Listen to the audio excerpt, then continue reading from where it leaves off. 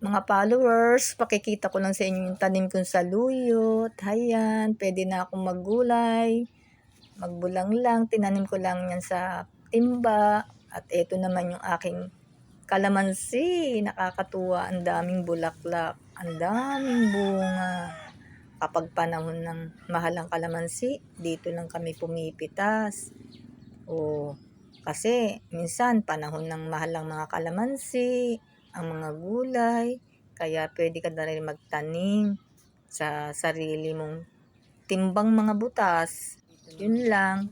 Tapos eto pa, may tanim pa kaming saging. Nakakainit nga, ang tagal mahinog. Sa panahon ngayon, napakamahal ng kilo ng saging ngayon. 3 puno yan eh. Eto naman, nag-alaga naman ng manok ang aking mga apo. Parami ng sisiw. Panay papisa ng itlog. Pero okay na rin dahil meron kaming itlog na nakukuha. Kasi minsan, ang itlog natin, mahal.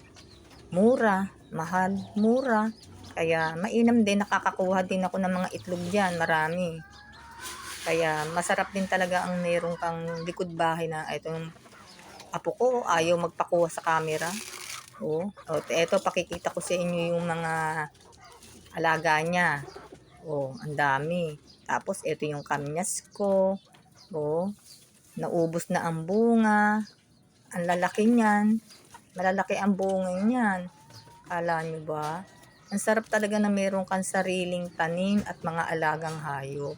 Ito naman, nagtanim ako sa timba ng mangga. Akala mo naman talagang mabubuhay yung mangga ko sa timba. Imposible, no? Ito naman buko. Ayan, Ayan, nag-aano sa buko, yung buko. Kailan kaya yan? Pinakita ko lang sa inyo yung mga tanim ko sa likod bahay. Dati kasi bahayan tsaka puro basura. Naisipan ko magtanim. Yun lang po.